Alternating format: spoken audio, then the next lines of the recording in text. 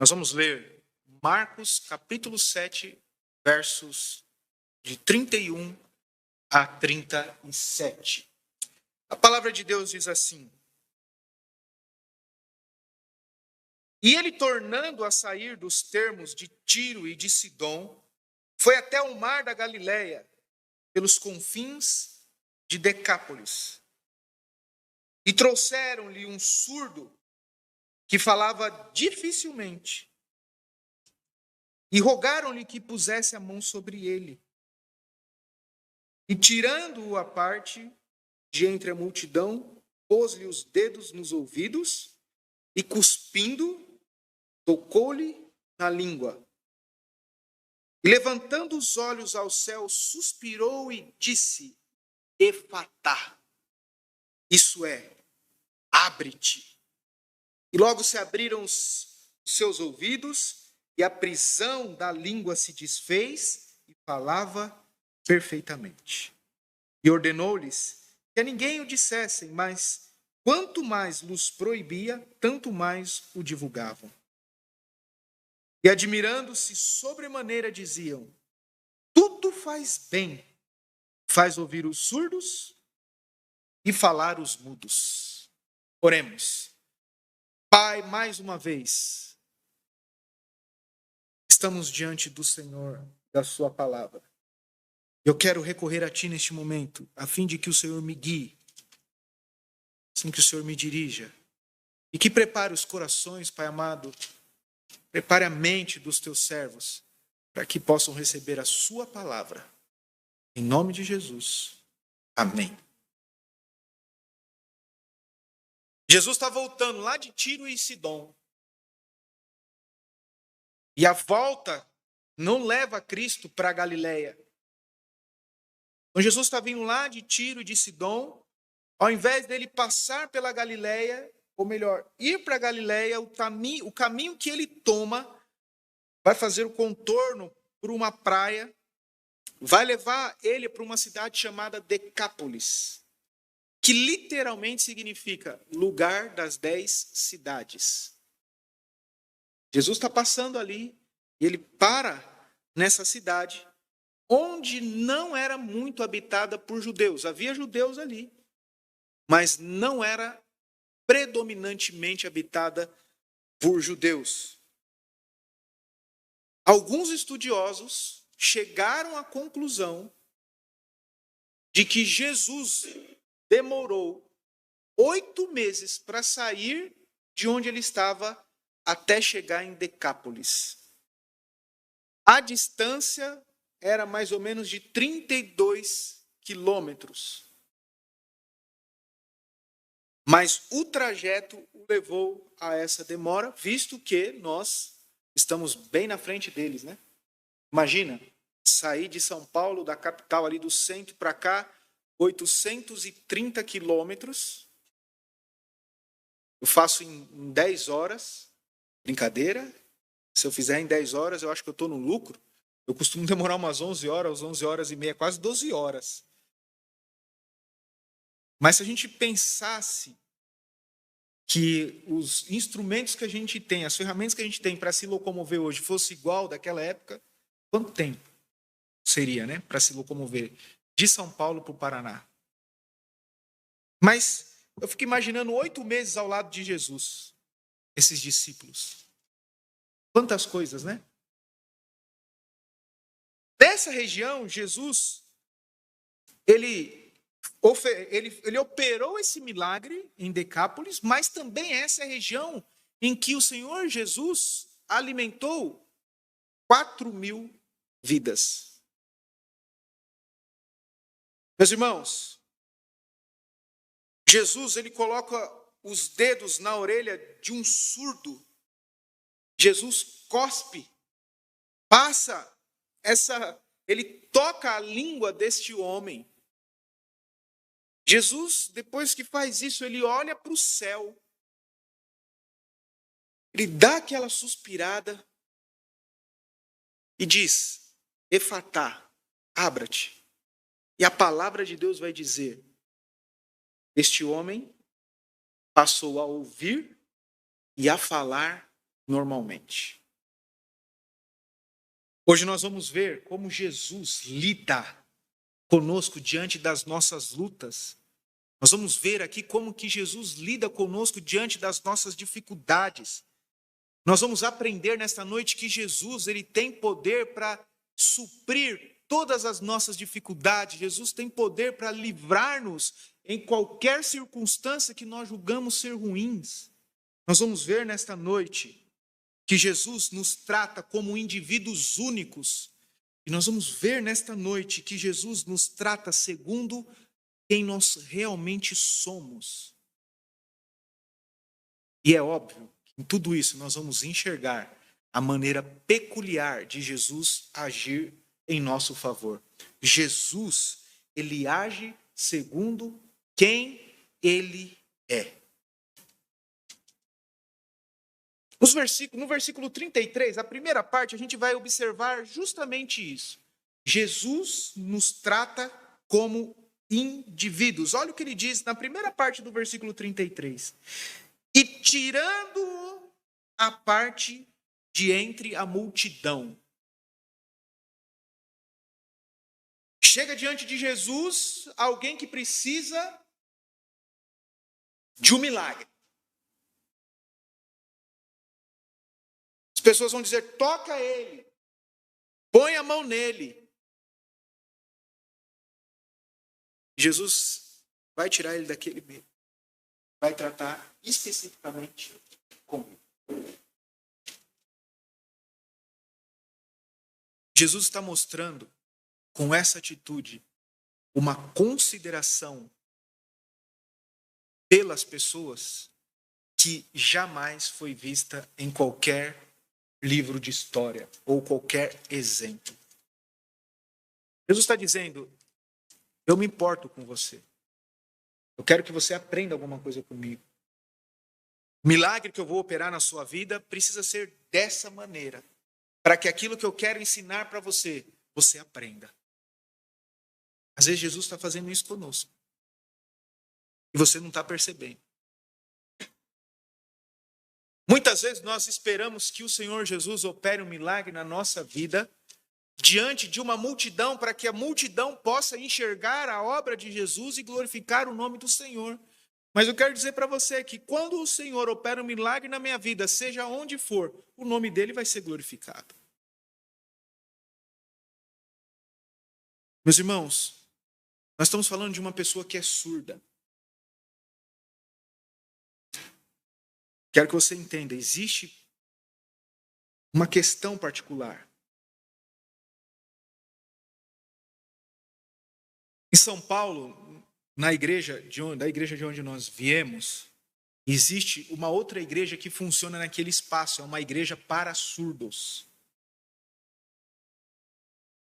E eu percebo, o pastor ele não é surdo, né? Ele não é deficiente auditivo.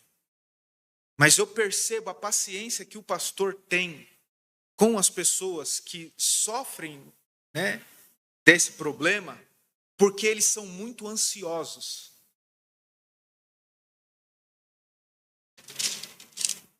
E é muito fácil eles se confundirem, então eles prestam muita atenção em cada gesto que você faz. Então nós fomos viajar agora para São Paulo, nós estivemos lá na igreja e a igreja dos surdos funciona no mesmo lugar, o culto acontece pela manhã, do Templo Batista de Indianópolis. Acabou o culto, 3 horas da tarde, a igreja dos surdos se reúne ali. E calhou que eu acabei conversando com muitas pessoas que a gente não conversava, e fiquei até o horário do culto dos surdos lá. E eles foram chegando, e a Laura, ela não sabia que eles eram surdos, né? E a Laura querendo se comunicar com eles, eu olhando de longe, eles agoniados e ela também agoniada. E para ela era uma novidade aquilo. E eles já estavam acostumados a lidar com pessoas que conversam, mas a Laura não, né? E eu via na expressão deles aquilo que eu sempre vi nos anos que eu estive lá, né? Uma certa ansiedade, alguma... Sabe, eles... Não é fácil, em certo sentido, meus irmãos. É muito incômodo ser surdo. Olha... Um surdo sabe que não ouve, e quando alguém, uma multidão, lhe grita e trata de fazê-lo ouvir, ele fica tão excitado, né, que ele se sente impotente. O cego, muitas pessoas vão dizer que é mais fácil, para alguns, é muito mais fácil lidar com a cegueira do que com a surdez. Nesse aspecto de trazer para você uma certa ansiedade, um nervosismo, porque você está vendo e não está conseguindo, sabe?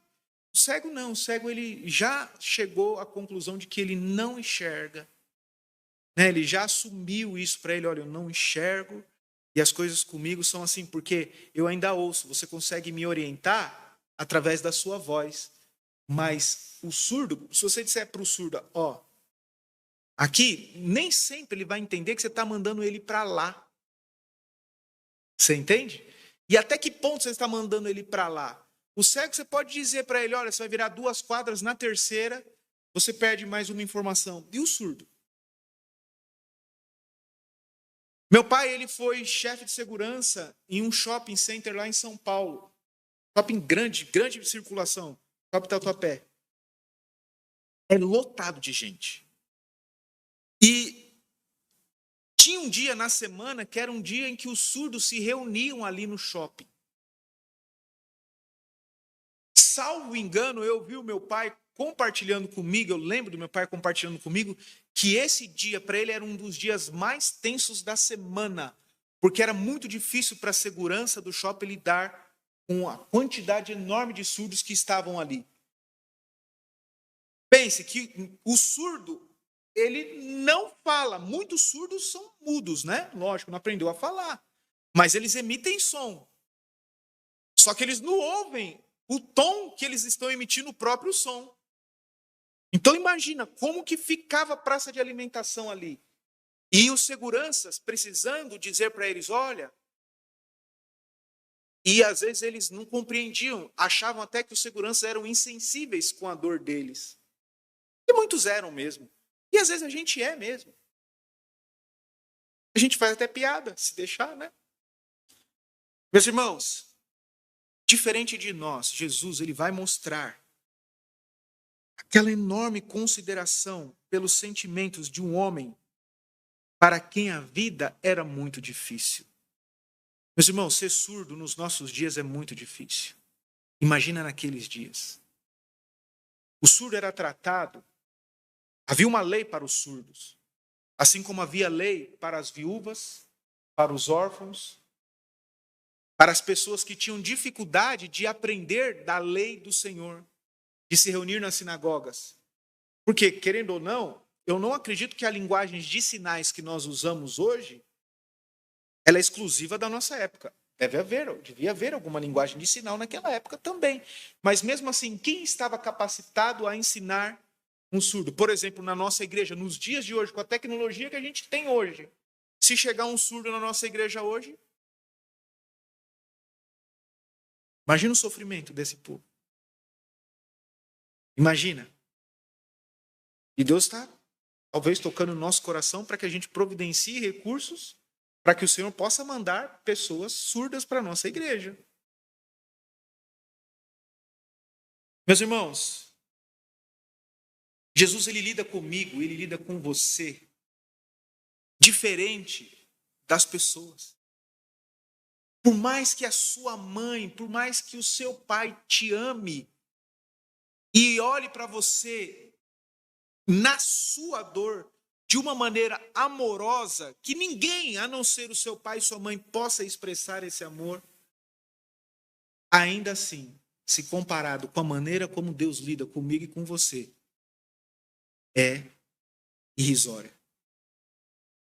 A expressão de Jesus, nessa ocasião, está mostrando o amor de um Deus por alguém que é pecador e que não merece nada deste Deus, mas ainda assim, ele vai dizer, olha, se você acha que o mundo te trata bem, eu quero dizer para você que nem se compara com a forma como eu te trato.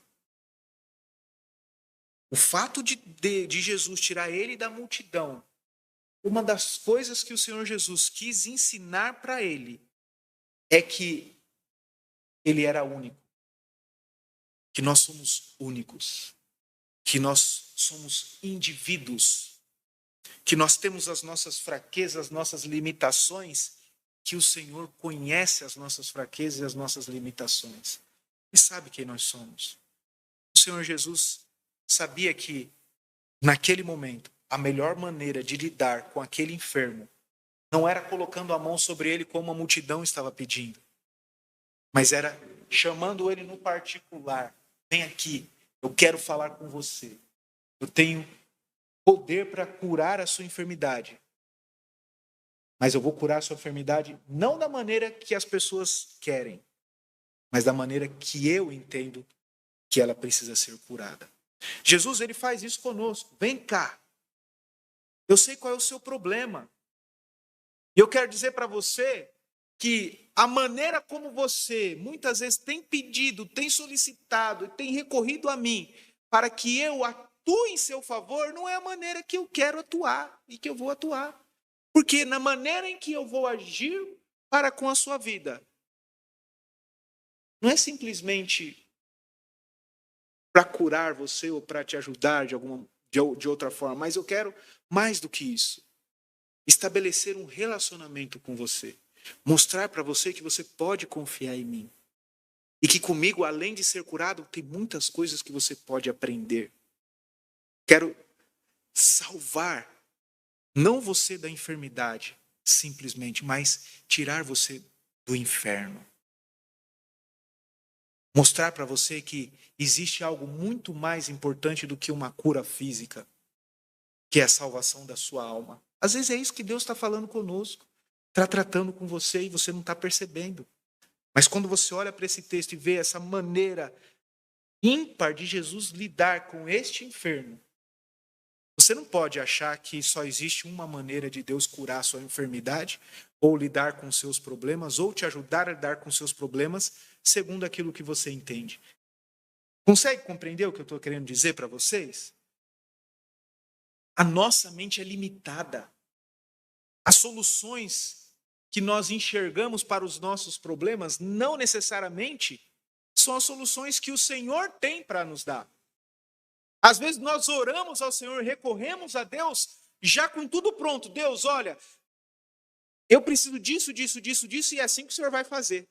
Está aqui, olha, o Senhor precisa me ajudar a pagar essa conta, porque se eu não pagar essa conta, eu vou ter esse problema aqui. Olha, o Senhor precisa lidar com essa minha dor, porque se o Senhor não lidar com essa minha dor, eu vou ter dificuldade para trabalhar, e eu tenho dificuldade para trabalhar, provavelmente eu não vou receber o que eu preciso receber, e a minha comida lá na frente, minha roupa lá na frente, e os meus filhos. Não é assim que a gente faz? Às vezes, Deus, eu preciso disso, porque isso. Calma. Deixa Deus cuidar de você do jeito dele. Não adianta fazer como a multidão fez. Olha, coloque as suas mãos sobre ele. Não é assim não. É do jeito de Deus. É do jeito dele.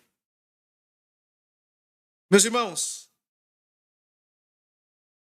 o texto também nos ensina, essa passagem também nos ensina, que além do Senhor Jesus nos tratar como indivíduos, no particular, a maneira dele, o Senhor Jesus nos trata segundo a nossa essência. Vamos ler do 33 ao 35. Olha comigo, Marcos 7, 33 a 35. Diz assim, ó: e tirando-o à parte de entre a multidão, pôs-lhe os dedos nos ouvidos e cuspindo tocou-lhe na língua. E levantando os olhos ao céu, suspirou e disse: Efatá, isto é, abre-te. E logo se abriram seus ouvidos, e a prisão da língua se desfez e falava perfeitamente. Jesus estava lidando com quem ali? Com deficiente auditivo. Com alguém que tinha problema com a fala. Depois vocês pesquisem nas redes sociais, tem um jovem que ele tem um perfil no Instagram e ele é surdo de nascença. Mas o homem não fala. Eu esqueci o nome dele. Ele fala. você percebe que ele tem dificuldade na fala. Você entende tudo que ele está falando, ele expressa cada palavra perfeitamente, cada frase perfeitamente, cada letra perfeitamente, mas ele fala. Ele é surdo. Ele é surdo, ele fala, eu não estou ouvindo o que eu estou falando, mas eu sei o que eu estou falando. Dá para entender um negócio desse? Com ele, Jesus até podia falar, eu acho que ele leria e conseguiria ler o lábio de Jesus, mas Jesus está lidando com aquele homem do jeito que ele é. Jesus não disse para ele, ouça. Percebe? Ele era surdo. Jesus não disse para ele, pai, começa a falar, repete o que eu estou falando. Não. Jesus ele está tratando com aquele homem de acordo com quem aquele homem é. Jesus ele vai tratar comigo de acordo com quem eu sou. E Jesus vai tratar com você de acordo com o que você é. Ele vai falar na minha linguagem. Ele vai falar na sua linguagem. Então, meus irmãos, Deus ele trata conosco de diferentes maneiras. A Bíblia vai falar da multiforme sabedoria de Deus.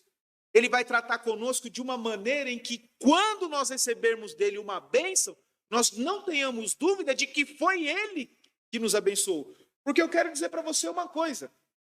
Aquilo que para mim é considerado uma bênção de Deus, para você talvez não seja. Você percebe? Porque Deus está tratando comigo, não é com você. Existe um perigo em tudo isso.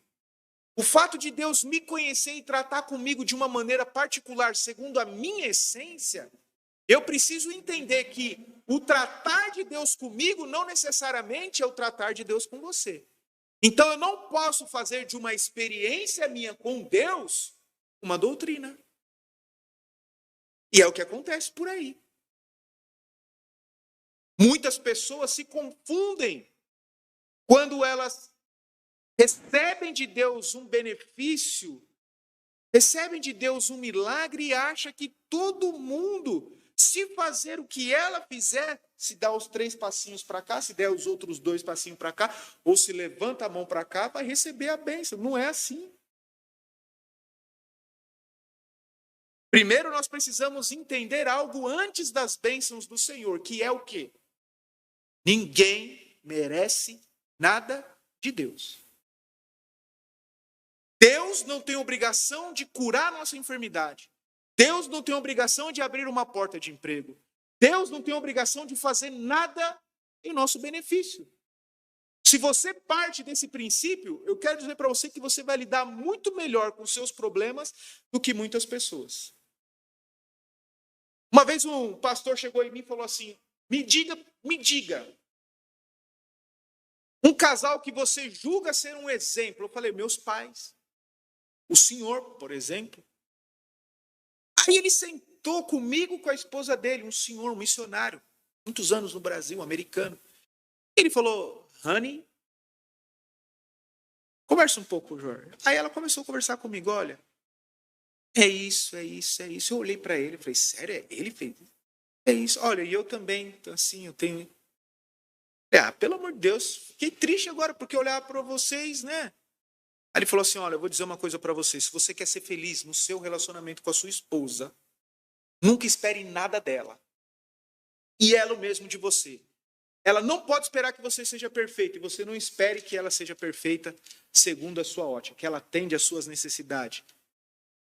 Porque você vai só se frustrar. Meus irmãos, entenda isso. Deus não tem obrigação de fazer nada para nós. Se você compreender isso, dificilmente você vai se frustrar com Deus. Sabe quando você diz assim, ó, não, eu já tenho, o que vinha é lucro? É nesse sentido. É assim que a gente tem que lidar. Não tem essa história de colocar Deus na parede, não. De dizer para Deus, eu determino, eu declaro. Eu sou o filho do... Misericórdia. Não é assim, não. Olha para as Escrituras, não é isso que Deus fala. Não é isso que a Bíblia fala. Mas Deus, ele é maravilhoso. Não é porque nós não podemos fazer isso com Deus e nem exigir nada de Deus e reconhecer que ele não tem nada de obrigação para conosco, não deve nenhum favor para nós. Mas ainda assim, seu amor é tão grande, que ele vai olhar para você e vai dizer: minha filha, vem cá, eu sei o que você precisa. Esquece essa oração que você está fazendo. Muito bom você orar. Mas eu quero dizer, não é do jeito que você está pedindo. Quando você orar, vou deixar aqui uma dica para vocês. Uma orientação para vocês. Senhor, faça conforme a sua vontade. Eu não estou dizendo isso porque eu faço isso. Eu estou dizendo isso porque o Senhor Jesus fez isso. Fez ou não fez? Ele estava lá. Senhor, faça de mim esse cálice. E a Bíblia vai dizer que ele estava suando sangue. E alguns cientistas médicos já vão dizer que uma pessoa, porventura, tamanha pressão que ela venha a sofrer, chegue a suar sangue, ela já teve um derrame, ó. Porque antes do sangue sair pelos poros, as veias do cérebro já estouraram. Imagina a agonia do nosso Senhor.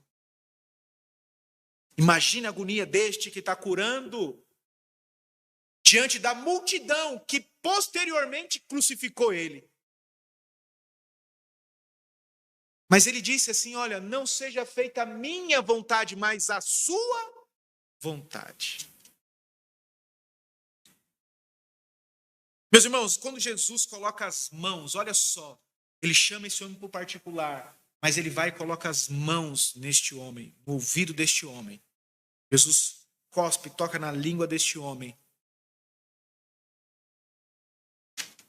Jesus, antes de falar alguma coisa, Jesus vai olhar para o céu e vai suspirar.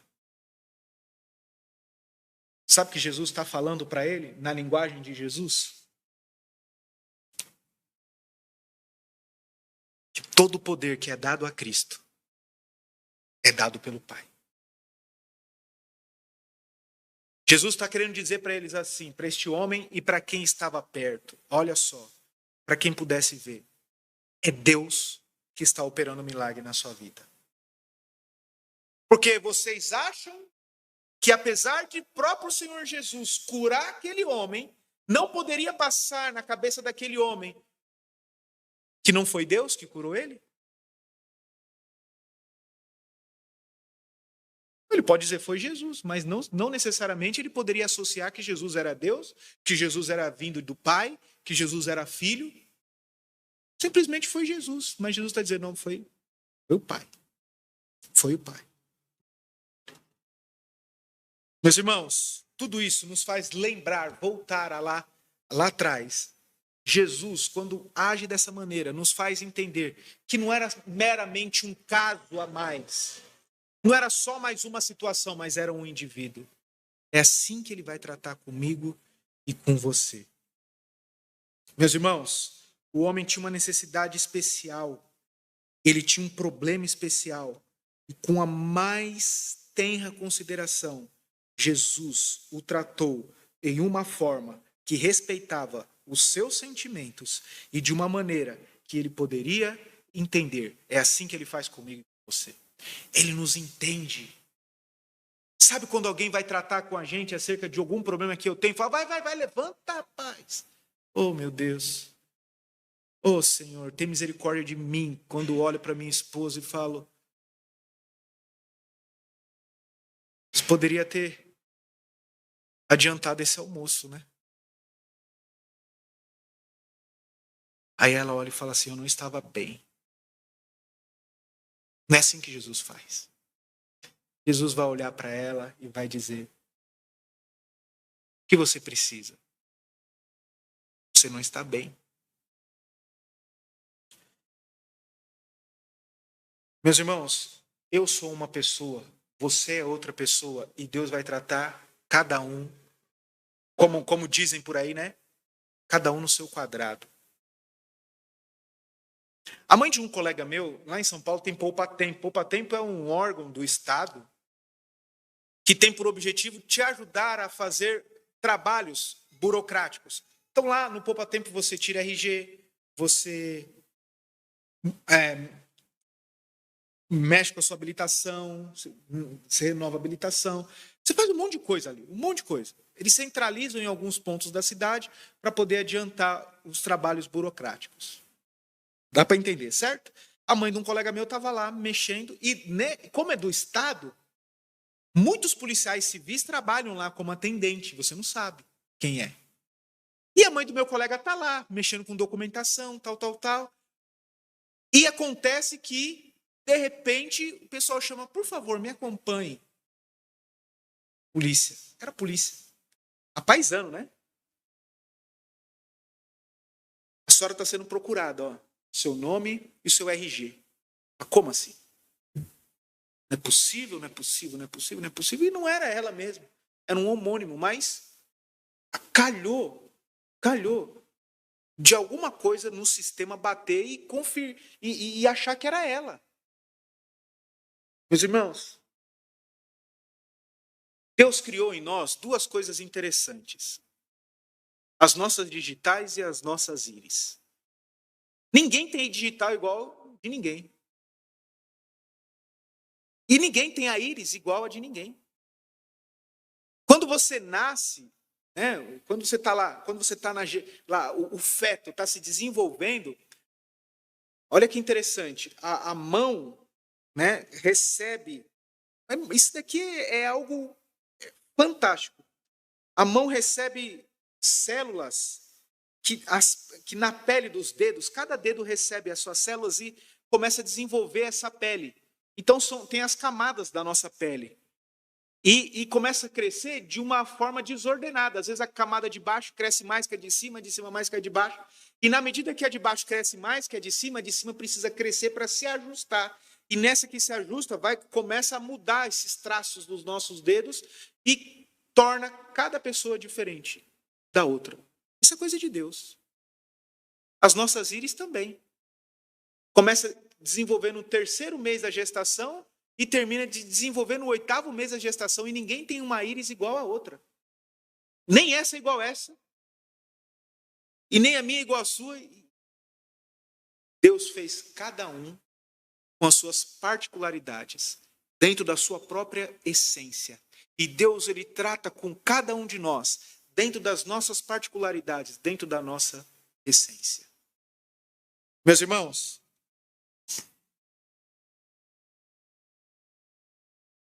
por último, Jesus nos trata segundo quem ele é. Então nós vimos aqui que Jesus nos trata segundo a nossa essência. Ele nos trata segundo os indivíduos que nós somos. E ele nos trata segundo quem ele é. No versículo 37, a primeira parte, Marcos 7, 37, na primeira parte, vai dizer o seguinte. E admirando-se sobremaneira diziam, tudo faz bem. Olha essa expressão. Eles disseram, ficaram admirados com o Senhor Jesus. Bom, Jesus fala para ele, não fala nada para ninguém. No versículo 36. Mas quanto mais Jesus dizia para não falar nada, mais eles falavam. E no versículo 37, eles estavam tão admirados que eles falavam assim, tudo ele faz bem.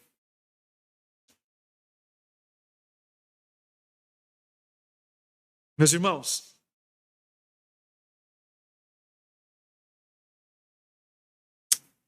há um homem que há décadas, que nós todos conhecemos, que se chama Henri Cristo. Conhece o Henri Cristo?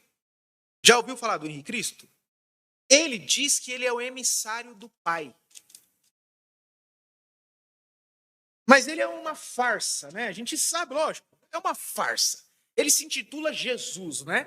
Então ele tem a barba comprida, o cabelo comprido, ele anda com roupas, né? Que nem é da época de Jesus. A roupa que o pessoal usa para fazer os teatros nas igrejas. Ele foi num programa de TV, ele já foi em vários, mas em um dos programas de TV, o apresentador falou com ele assim, vamos tomar um vinho? Ele falou, vamos. O apresentador coloca 2 copos assim na mesa e pega uma garrafa de água e despeja nos 2 copos e fala assim, tá aqui. Ele falou, mas calma aí, você não falou vinho? Aí o apresentador falou, o senhor não é Jesus? Aí ele, é verdade, você quis me pegar. Se ele é Jesus, ele já deveria saber o que o homem está pensando. Porque nosso Jesus é onisciente. É ou não é? Mas não é só Henrique Cristo. Nós temos muitas pessoas que se dizem Jesus ou enviados de Jesus, pessoas que dizem que têm poder. Quantas pessoas estão dizendo aí que tem poder para curar o enfermo? Eu tenho poder para curar. Deus me deu esse dom. É ou não é? Isto que na quarta-feira, final do ano passado, um senhor veio aqui que está há 6 anos lutando por uma causa, que já foi até em São Paulo, nos maiores pregadores de São Paulo que estão na TV, gastou toda a sua fortuna e continua com o seu problema. Ué. Tanto é que esses homens que dizem que têm poder, quando ficam doentes, vão para onde? Para o hospital. Meus irmãos, eles estão dizendo o que para Jesus ali? De Jesus. Tudo que ele faz bem.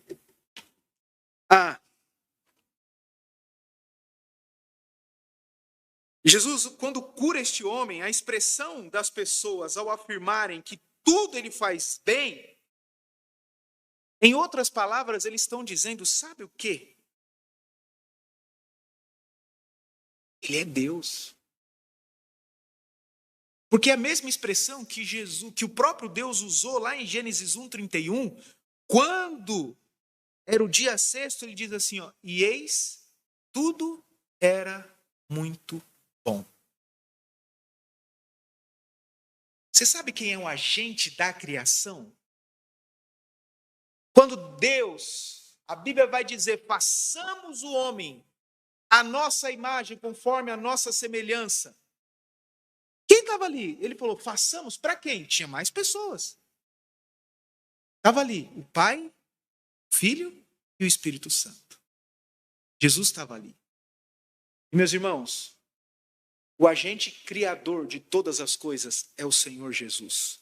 Porque o Evangelho de João nos deixa muito claro, lá no capítulo 1, no versículo 2 vai dizer que todas as coisas foram feitas por Ele, e nada do que foi feito sem Ele se fez. As pessoas estão reconhecendo Jesus como o autor e criador de todas as coisas. Ele faz bem. Ele faz bem. Meus irmãos, da mesma maneira que Deus criou todas as coisas, o Senhor Jesus, quando Ele começa a operar os seus milagres, Ele está nos dando, sabe o quê? Uma informação. Ele está nos ensinando que as coisas estão começando a serem perfeitas, assim como foi no início. E essa obra vai ser completada quando Jesus voltar. Olha, eu quero concluir dizendo para vocês o seguinte.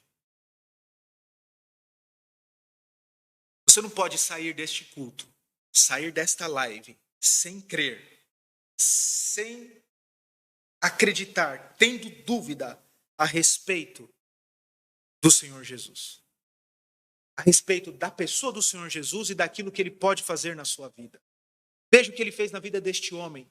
Ele não simplesmente curou esse homem, mas Ele ensinou esse homem estas coisas que Ele trata com as pessoas, comigo e com você, diante dos nossos problemas, de uma maneira peculiar.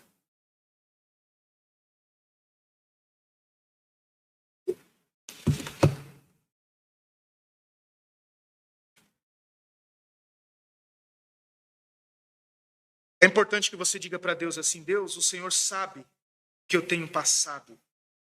E muitas vezes, por não ter da sua parte a resposta que eu busco, a minha fé às vezes diminuiu. Eu me tornei pessoa muito fraca, mas eu sei que a sua hora é a hora boa. Eu sei que o seu modo é o melhor modo. Eu sei que o jeito que o Senhor lida com as coisas é o melhor jeito. Você pode dizer também, Deus, eu quero confiar no Senhor. Eu sei que o melhor que o Senhor pode fazer por mim, o Senhor já fez na cruz do Calvário. E eu não merecia. Mas o Senhor foi lá e derramou o seu sangue por mim. Se o Senhor fez isso, eu creio que o Senhor pode fazer outras coisas, inclusive me ajudar nos meus problemas, curar a minha enfermidade, solucionar as dúvidas que eu ando tendo. O Senhor pode fazer isso, mas eu quero que o Senhor saiba que eu estou ciente de que a maior obra o Senhor já realizou por mim. Meus irmãos, Jesus tem tratado com você, respeitando os seus limites, os seus sentimentos, de um modo todo especial e de uma maneira que você possa entender que Ele é a única solução para o maior problema da humanidade, que é o pecado. Você sabe por que nós sofremos? Você sabe por que aquele homem está lá, cego? Por causa do pecado. Não estou falando do pecado específico daquele homem, mas o pecado que entrou no mundo por meio de Adão. E a enfermidade veio à raça humana. Essa é a consequência do pecado. Quando Deus diz para Adão e Eva, se comeres daquele fruto, certamente morrereis. Eles deixaram de ter vida eterna e passaram a enfrentar as enfermidades da vida que levam à morte física. Mas Deus, Ele providenciou para a gente um escape para a morte, que é Jesus. Eu não sei se você é salvo ou não, se você já entregou sua vida a Cristo ou não, se você já tomou uma decisão ao lado do Senhor Jesus ou não, mas eu quero dizer para você, esse Jesus que curou esse surdo, esse Jesus que tem operado maravilhas até nos nossos dias, é o Jesus que pode salvar a sua alma do inferno. E a maior das bênçãos que uma pessoa pode receber de Deus, na pessoa de Jesus Cristo, é a salvação eterna. Então, nesta noite, eu convido você, para que de uma maneira humilde você possa reconhecer que não existe salvação fora de Jesus.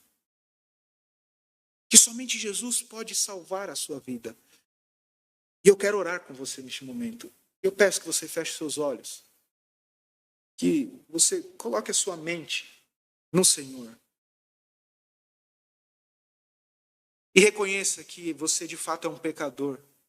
Porque a Bíblia diz que você é um pecador. Não importa se você sente ou não que é um pecador. Se você reconhece ou não que é um pecador, olhando para os seus atos. Mas olhe para as Escrituras. Romanos capítulo 3, versículo 10 diz que não há um justo nenhum sequer. E eu e você estamos incluídos. Você é um pecador. Você é uma pecadora. Ainda em Romanos, a Bíblia vai dizer que o salário do pecado é a morte. A morte significa separação eterna de Deus, quebra de comunhão para sempre. E como resultado desse pecado que você e eu cometemos, merecemos viver longe de Deus por toda a eternidade. Mas o Senhor Deus, com todo o seu amor, conforme diz João 3,16, que amou o mundo de tal maneira, uma maneira que nós não podemos compreender, Ele nos oferece a solução para esse problema, o problema do pecado e as suas consequências. A solução se chama Jesus Cristo. Jesus Cristo é aquele a quem o Senhor nosso Deus mandou para colher os frutos, para receber a recompensa pelos meus pecados, pelos seus pecados. Então Jesus, sobre ele recai todo o pecado da humanidade, e ele leva para a cruz com ele, e ali, derramando o seu sangue, sendo morto, ele paga de uma vez por todas a penalidade do pecado. Ele é sepultado, e ao terceiro dia ele ressuscita. E a Bíblia vai dizer que ele é o primogênito dentre os mortos, ou seja, assim como ele ressuscitou, nós que cremos nele, quando partirmos dessa vida, iremos ressuscitar, assim como ele ressuscitou, e estaremos com ele eternamente. Se você crê que o Senhor Jesus é o seu único Salvador, o seu único Senhor, e que só Ele pode te salvar, e quer entregar a sua vida nas tuas mãos, dizendo: Senhor, me salva, eu reconheço. Eu sei que eu sou um pecador, estou arrependido, e eu sei que o Senhor Jesus é aquele quem pagou a pena pelos meus pecados naquela cruz do Calvário, e eu confio a minha vida a Ele. Neste momento, se você tomou essa decisão, você pode compartilhar da salvação, e da salvação que é eterna, a salvação que foi dada por Ele e que é garantida por Ele. Então, a partir de agora, você pode se alegrar, porque a salvação não está nas obras, a salvação não está naquilo que você pode fazer de bom, mas está na sua confiança, na sua fé em Jesus Cristo. E ela é grátis, porque o preço ele já pagou. Se você tomou essa decisão, mais uma vez eu repito, você é salvo. Pai, obrigado porque o Senhor nos deu condições de meditar na sua palavra, de pregar o seu evangelho e principalmente de saber que há pessoas neste momento tomando uma decisão ao seu lado. Muito obrigado por esse privilégio que o Senhor nos dá de poder ouvi-lo. Pai, cuida dessas pessoas que tomaram essa decisão, a fim de que elas possam crescer e amadurecer na fé e dar bons frutos e se tornar, Pai amado, homem e mulher dispostos a pagar o preço para levar o presente que eles receberam para as pessoas que estão ao seu redor. Essa é a minha oração, Pai, e eu a faço em nome de Jesus, Senhor. Amém.